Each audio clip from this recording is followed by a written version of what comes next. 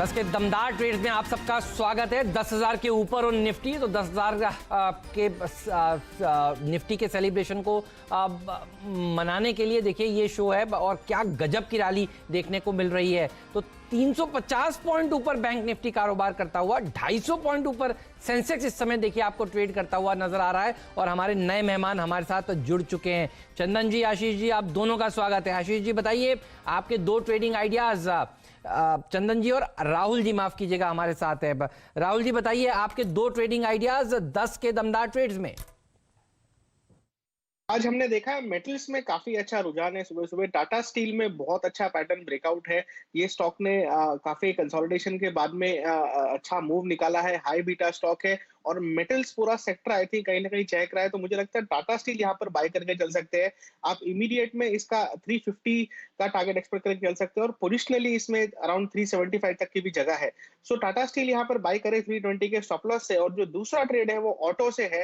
Hero MotoCorp यहाँ पर काफी बढ़िया लग रहा है, आप इसे बाय करके चल सकते हैं 20-80 के स्टॉप लॉस से। और मुझे लगता है कि आने वाले 4-5 सेशंस में आप इसमें 2450 तक का टारगेट एक्सपेक्ट करके चल सकते हैं। सो दोनों बाय है। निफ्टी में भी पॉजिटिव ध्यान है। आई थिंक मार्केट अच्छा रहना चाहिए। निफ्टी में भी पॉजिटिव ध्यान है, मार्केट बढ़िया रहना चाहिए और बढ़िया खिलाड़ी आपने चुने हैं। टाटा स्टील सुबह सुबह शैल जी ने भी देखिए सुबह इसे पकड़ा था बाजार खुलते ही, और क्या गजब की रैली देखने को मिल रही है। इनफैक्ट पिछले कई दिनों से देखिए टाटा स्टील के ऊपर नजर बनी हुई है। Hero MotoCorp out performer stock का। चलिए चंदन जी के पास चलते हैं। चंदन जी बताइए आपके दो ट्रेडिंग आइडियाज। जी नमस्कार। देखें, पहले ट्रेडिंग आइडियाज की बात करें तो ट्रेडिंग आइडिया सीमेंट्स पे रहेगा। देखिए इस काउंटर में लगभग आज 7-8% का ओपन इंटरेस्ट एडिशन हुआ है और वीकली और डेली चार्ट में एक मेजर ब्रेकआउट इस काउंटर में देखने को बना है। काउंटर लगातार पिछले 4 दिन से कंसोलिडेट हो रहा था, उस कंसोलिडेशन का ब्रेकआउट आज देखा और एक आज परफेक्ट बुलिश कैंडल ये बना रहा है। तो ओपन इंटरेस्ट एडिशन के साथ में जो बुलिश कैंडल है वो इंडिकेट कर रहा है कि अपमूव बनना चाहिए। और इनफैक्ट यहाँ पे मैं वीकली चार्ट देखूंगा तो वीकली चार्ट में एक फॉलिंग सप्लाई ट्रेंड लाइन है वो ब्रेक हो रही है और मैकेनिकल इंडिकेटर्स वीकली और डेली दोनों में बाय दे रहे हैं। इसके लिए सीमेंट्स पहला ट्रेड होगा जहां पे अग्रेसिव खरीदारी की सलाह रहेगी। इस काउंटर में आप 1115 का स्टॉप लॉस रखिए, ऊपर में 1190 से लेके 1210 तक के टारगेट बनने चाहिए। उसके अलावा जो दूसरा ट्रेड रहेगा वो एमएनएम का रहेगा।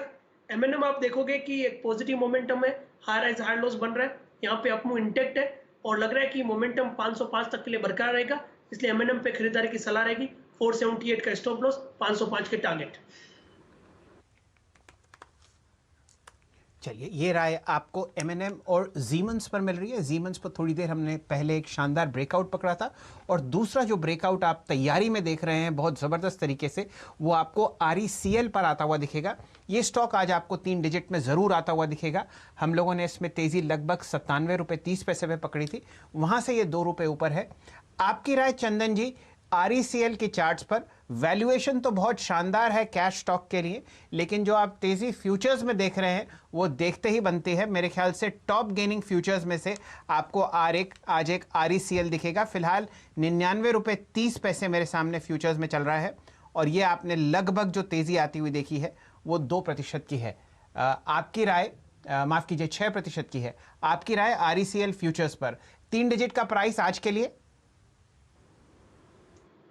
जी हाँ, आरईसी लिमिटेड की बात करें तो इस काउंटर में आज पॉजिटिव मोमेंटम है और 50 दिन का मूविंग एवरेज डिसाइसिवली पार कर रहा है। वीकली चार्ट में यहाँ पे कहीं ना कहीं मल्टीपल बॉटम्स बने, 10-12% ओपन इंटरेस्ट के साथ काउंटर बॉटम बन रहा है और दोनों ही काउंटर, चाहे आप आरईसी की बात करें या फिर पीएफसी की बात करें, अपमूव है। बट कंपेरेटिवली आरईसी उन दोनों में बेहतर लग रहा है। तो यहाँ पे आरईसी लिमिटेड में खरीदारी की सलाह रहेगी। पॉजिटिव प्राइस एक्शन इंडिकेट कर रहा है कि काउंटर में लगभग 107-108 तक के लेवल बनने चाहिए। तो 96 के सपोर्ट से यहाँ पे खरीदारी की सलाह रहेगी।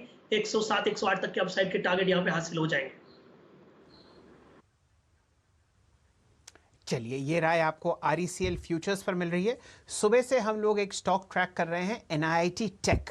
उसका अगर आप ब्रेकआउट देखें तो देखते ही बनता है चार्ट्स पर। यहाँ पर बेहतरीन आपको तेजी आती हुई दिखेगी। स्टॉक ऑलरेडी आपके सामने 1505 के आसपास ट्रेड करता हुआ दिख रहा है। 6 या 7 दिन की गिरावट के बाद आज ये अपनी एक मूविंग एवरेज की क्लस्टर के साथ बाउंस बैक ले रहा है और वॉल्यूम शानदार है। आपके सामने लगभग 4,55,000 शेयर ट्रेड हो चुके हैं। राय आपकी चंदन तपड़िया साहब एनआईटी टेक पर चार्ट्स पर? जी देखिए, एनआईटी टेक काफ़ी अच्छा लग रहा है और इनफैक्ट मैं एनआईटी टेक पे यहाँ पे खरीदारी के लिए सोच रहा था। बट दूसरे बाकी आईटी काउंटर थोड़े से कंसोलिडेटिव मूव हो रहे हैं, निफ्टी ऊपर के लेवल पे रेजिस्टेंस ले रहा है, बट एनआईटी टेक काफ़ी अच्छा है। और मैंने यहाँ पे नोटिस किया है कि लगभग 23-24% का ओपन इंटरेस्ट यहाँ पे हुआ है, जो काफ़ी रिमार्केबल है। और दूसरे काउंटर में आईटी सेक्टर्स में यहाँ पे मोमेंटम है, एनआईटी टेक में और एनआईटी लिमिटेड दोनों में अपमूव है। तो सबसे पहले मैं एनआईटी टेक की बात करूं तो 1460 का सपोर्ट है, ऊपर में लगभग 1580 तक के लेवल बनने चाहिए। और एनआईटी लिमिटेड की आप बात करते हो तो यहाँ पे 86 के सपोर्ट है, ऊपर में 98 तक के टारगेट बनने चाहिए। चलिए, ये राय आपको एनआईटी टेक पर मिल रही है। चार्ट्स बहुत ही शानदार हैं और एक बिल्कुल हल्की सी ब्लू स्काई टेरिटरी आपको इस स्टॉक के ऊपर खुलती हुई दिखेगी। चलिए, 10:05 हो चुके हैं और समय है नए खिलाड़ी का। बहुत दिनों बाद दोबारा आगमन हो रहा है इस स्टॉक का और इस थीम का। नीरज जी भी जुड़े हुए हैं और हेमंत जी भी जुड़े हुए हैं। मेरे ख्याल से हेमंत जी, अगर आपकी इजाजत हो तो पहले नीरज जी की बारी आनी चाहिए आज अपना नया खिलाड़ी अनाउंस करने के लिए, उनका 2020 में। तो वाजपेयी जी बताइए, कौन सा कमल आप खिलवा रहे हैं स्क्रीन पर?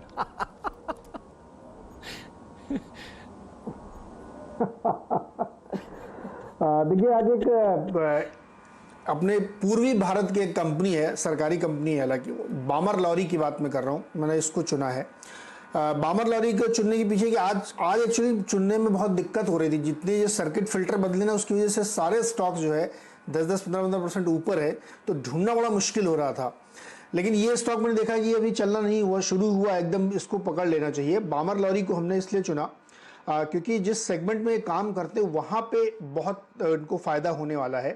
तकरीबन 6 सेगमेंट में इनका कामकाज है और उसमें बड़े डाइवर्सिफाइड है। इसमें एक तो लॉजिस्टिक्स का बड़ा काम है इनका, जो पोर्ट से लेकर के टूर एंड ट्रेवल तक का है। दूसरा लुब्रिकेंट का बिजनेस है और लेदर केमिकल का बिजनेस है। ये काफ़ी बड़ा इनका कामकाज है, जिससे इनको काफ़ी रेवेन्यू आते हैं। और तीसरा जो इनका एक बड़ा काम है वो जो है, दुनिया भर में जो लुब्रिकेंट है इसको ये एक सेविसॉल ब्रांड नेम से बेचते हैं, जो कि इनका एक बड़ा सेगमेंट है। और ड्रम बनाते हैं स्टील के, ये एक इनका तीसरा चौथा बिजनेस है। टोटल 6 बिजनेस यूनिट में काम करते हैं। और मुझे इसलिए भी इसको कंपनी को चुनने में अच्छा लगा क्योंकि इनके जो डेट्स वगैरह हैं बिल्कुल ज़ीरो हैं और 1700-1800 करोड़ की सेल्स करते हैं और करीब 125-200 करोड़ का ये प्रॉफिट कमाते हैं हर साल। और इस मरी गिरी परिस्थिति में जब पिछला साल बहुत अच्छा नहीं गया कंपनियों के लिए, तब भी ये इस चीज़ को हासिल करने में सफल रहे। और इस साल भी उम्मीद है कि जब अपना ये वित्त वर्ष पूरा क्लोज करेंगे तो करीब 1700-1800 करोड़ के रेवेन्यू से जनरेट करने में सफल रहेंगे।